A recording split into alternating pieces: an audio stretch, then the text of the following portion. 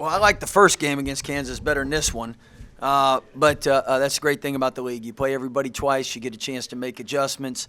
And I told Coach Self before the game, I hope we see him again, but hopefully it's in a Final Four because that'd be great for the Big 12 Conference. I thought it was a great showcase for the Big 12 today. You had two teams play extremely hard, and proud of how we battled back. I thought in the first game the biggest difference was we were able to get some 21-2 points off turnovers, and today we didn't get that. And then second thing, anytime it comes down to a close game, usually it comes down to the free throw line, and we didn't shoot free throws like we needed to win in a close game.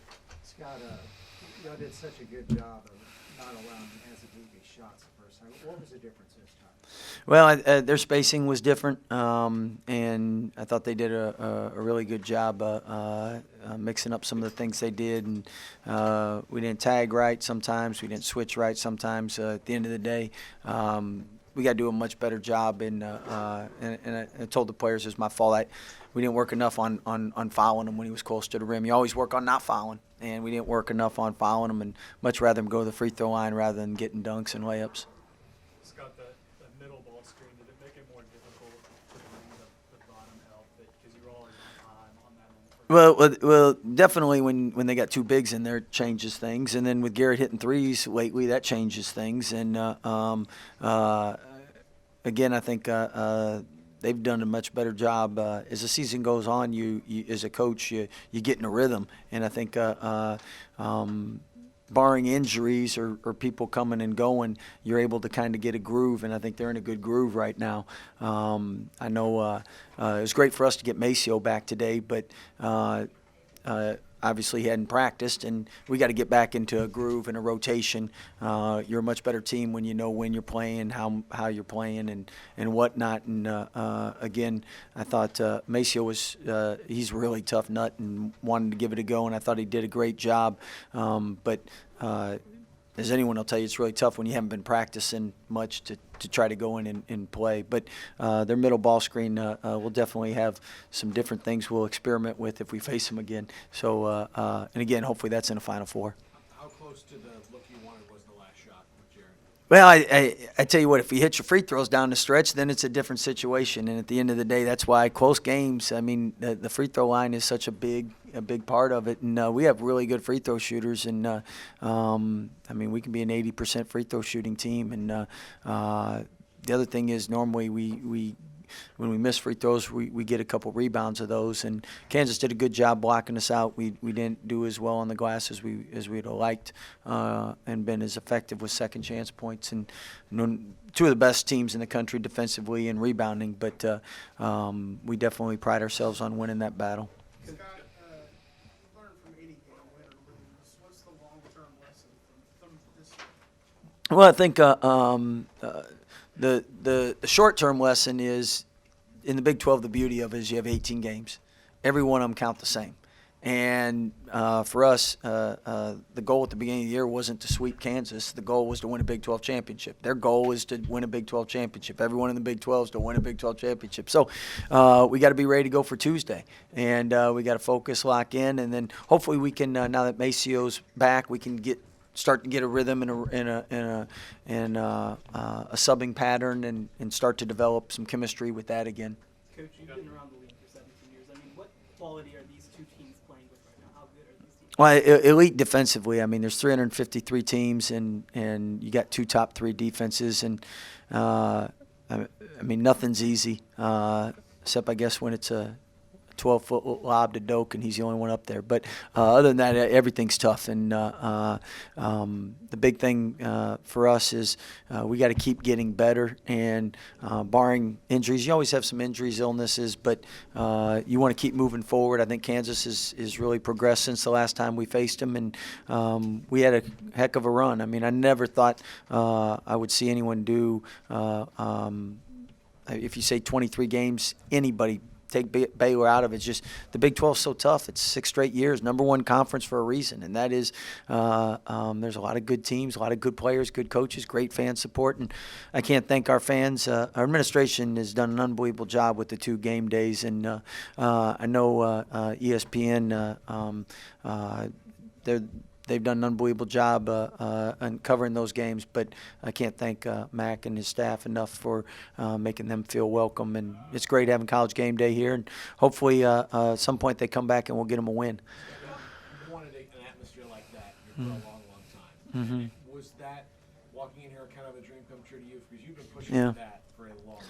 Well, I think the second time we've been number one, we've handled it a lot better. And I think the more you get an atmosphere like this, the better you handle it as well. And I think you definitely are excited and appreciative. And at the same time, again, coaches always like routines and they like consistency. And anytime you have things that get added out of that, I thought our guys were obviously really fired up to play. And just so you know, 11 o'clock games for college kids, that ain't the easiest. So it takes a great atmosphere and a great game to get them ready to go. And you had two teams out there really competing. Can you talk about your fight down the stretch? You guys didn't give up. And obviously, you had the chance right at the very end to potentially tie the game. Well, I think that shows you the heart of our team. We have great upperclassmen leadership and great togetherness. And normally when you're not playing well, you can hang your head. But why we've been successful is our guys pick each other up, and they don't one mistake doesn't lead to two because they care about their teammate. Bill just stood up there and said that he thinks you guys are the best team he's seen since he's been in the Big 12 for an opponent. He said maybe Oklahoma State 04, Texas Tech last year, but he thinks you guys are better at this stage. How do you react to that? Well, that's great praise. I mean, Coach Self's, we came in the league together, and he's seen a lot of great teams, and obviously he's had a lot of those great teams. So he's one of the best in the business. He knows what he's talking about, and that's why when you face their teams, just like other Big 12 teams, you get better. And as a coach, if you have a weakness, teams are going to find it, and then you got to adjust to it. Coach, you played Kansas a lot over the course of your career. What is it about the Kansas-Baylor matchups, especially at home a lot of times, that just they seem to come down to those final seconds, final minutes, and neither team is ever out of the game, no matter how large the lead is? Well, our first couple of years we were out of them, but I think the good thing is you have two teams that have had a lot of really good players, and really good players don't go down easy, and they're going to fight to the end. And normally, again, you have two great teams facing each other. A lot of times it comes down to a simple thing is second chance points and free throw shooting and points off turnovers. And I mean, those areas we could have done better in. Scott, it's been like 3.5 months between losses for you guys, and I'm sure you take another 3. I kind of like that, by the way. I like that feeling a lot better. But how do you see this team reacting and responding to that? Because they really, they've kind of met every adversity until today so far. So how do you see the reaction going forward, knowing this group? Well, interesting. You used the word adversity. Our chapel service today was the word adversity. I was like, oh, no, Pastor, that's not a good one for today, maybe. But anyway, you're going to face adversity each and every game and all throughout the year. And with us, I mean, why we've been successful is we win or no matter how we've played, and in the loss after Washington, we've been able to regroup and focus on the next game and give that 100% effort. And again, our goal is to win a conference championship, and if you don't do that, you're not going to win one. And I have faith and trust in our players. They'll keep doing what's made them successful because I know the type of people they are. Jared, what kind of look did you have on that last three? Was it open or was it well covered? I mean, it wasn't super wide open, but it was a good enough look.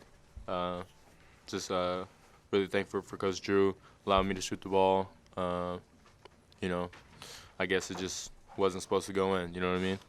But I thought it was supposed to go in.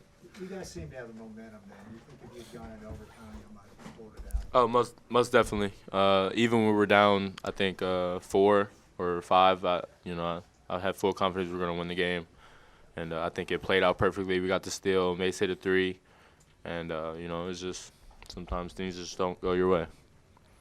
Freddie, what's it like dealing with as a rookie in there? The guy, he can play basketball. I don't know what to tell you. Dude can rebound, finishes at the rim, and he does it really well. I think that first game, we did a better job as a team, keep out his rhythm. This game, he was in sync. How much more difficult was it to deal with them this game with their middle ball screens instead of a lot of their stuff on the side? Yeah, definitely, saw that they didn't learn from that first game where they kept the ball out the side and went in the middle. And that kind of messed up our ball screen coverages because, we tried to, do like a hedge and then our flat hedge and then they kind of lobbed it over and then kind of stun, go back, and then Dots would get the layup. And, eventually, but I think the recipe was just to switch all in any ball screen. That kind of would help us get back in it, but just a little too late, so. Jared, obviously, you guys, you talked about, you thought that you guys were going to come out with the win. You guys, were very, very close. Where does just that fight and, all that charisma and everything come from, aside from obviously, that 20-game win streak? I think you know the answer. It's obviously divine and, our faith.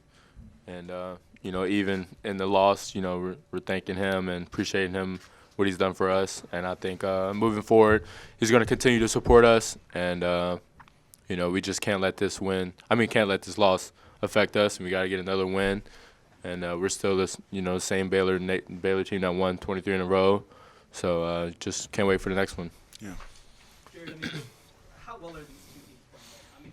What was the quality of game out there just the way you played before? It's high level, I think all these guys on the court want to win. All these guys want to win a Big 12 championship, and that's what you want out of a 19, 20-year-old in college that's working for their school to try to put their school on the map. And I think Kansas and Coach Self does a great job of making sure everybody's on the same page. And I think Coach Drew does a great job of getting those guys on the same page. And it's fun to watch. It was a sellout before, but was this a different atmosphere, different crowd up here today? Yeah, I think there's just a little bit more excitement in the air.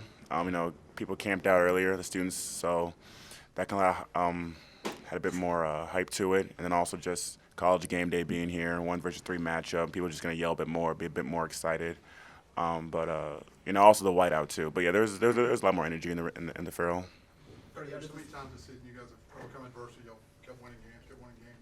Just talk about making sure that this adversity, you're able to overcome this adversity as well. Yeah. So there's this one of our trainers on staff. Sent me this video back when we lost to Washington, and it's this guy named Jocko Wayland. Anyways, basically said that when you approach a problem or any adversity or an issue, you just say to yourself, you just say good, because look at it as like an opportunity to learn from it, to find a solution, to get better, more time to get all that. So that's kind of the approach that we take as a team when we face things like this. We just say to ourselves, good, stay positive, get better, move forward. Season's not over. It was a big game. We're disappointed, but we're gonna prepare better, work harder, do what we always do. Freddie, what's the biggest lesson that you personally take away, of why you all didn't come out with the win? Good assessment of thing. I got to go back and emotions are high right now, so I got to go back and watch the film. I'll probably do that later tonight. Just off the top of my head, walking off. I think that our defense will win just games, and I think what they shot, 50%. 53%. I mean, that's not a character for us as a team. That's just not what we take pride in. That's not what we usually do. We're used to holding teams to their, what we try to do is hold a team to their lowest scoring all season.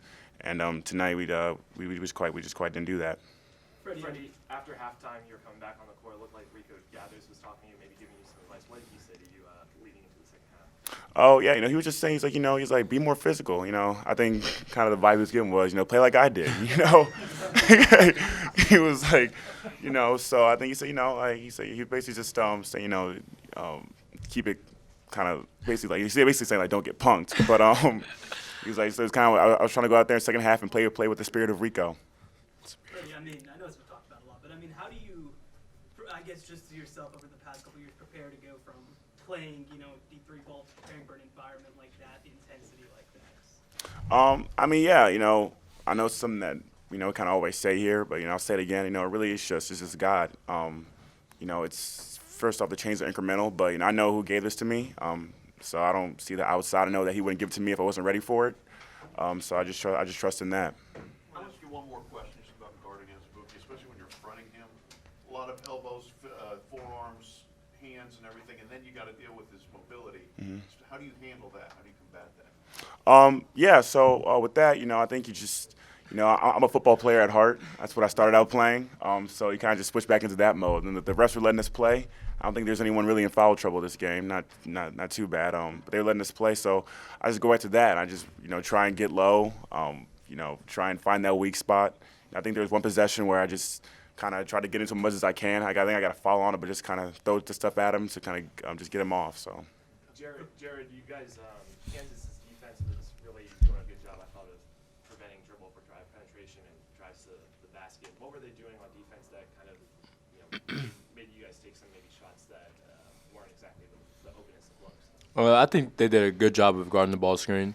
They iced the ball screen, as they say, a lot, and I think that prevented some of our, penetrations just off the ball screen. But yeah, I think they did a good job of doing that. First, Freddy, and then Jared.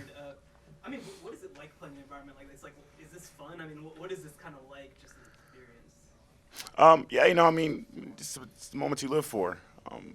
I think, like when you walk in, see everyone just kind of supporting you, just saying, they get a win, just cheering you on. It's great. It's really special. But, I think, once that ball's tipped, it just feels like all the other games that we've played. Because, it's just you and your opponent, and you're trying to get the win in with your teammates. Yeah, it's fun. It's I'm just really glad to say that I think I'm a part of something new at Baylor and a culture at Baylor and bringing excitement about Baylor basketball, and that's just one of the things I want to do here, and it's exciting. But like you said, once the game starts, it's kind of just like in that mode, and it's just kind of just trying to win. Jared, do you beat yourself up when you miss a 1-and-1 like that? Oh, 1-and-1, 100%. Man, it's all mental. It's definitely all mental, but just got to get back in the lab and just keep shooting more to gain more confidence. Coach, you've played them now twice, split the series. Is there a desire to meet them again, either in the Big 12 tournament or in the NCAA tournament later on? 100%, yeah. Of course, as a competitor, I want to play them again, but Kansas doesn't rule my life. I want to win a Big 12 championship, and the goal wasn't to sweep Kansas. It was to win the Big 12 championship. So, I want to play them again just because I'm a competitor, but at the same time, I want to win a Big 12 championship. So, yeah. The last time that you guys lost, you obviously responded with 23 straight wins. What do you take from this, and how does it help you in a way, do you think, to go through something like this? I think, one, it humbles us. I think it fires up our approach for the next game. I think now we look more for the little things that we didn't do in this game. I think, I think it just refines our focus, and I think it's just up to us to either let this break us or let this make us. And a lot of times Kansas can beat you twice, and we can't let that happen.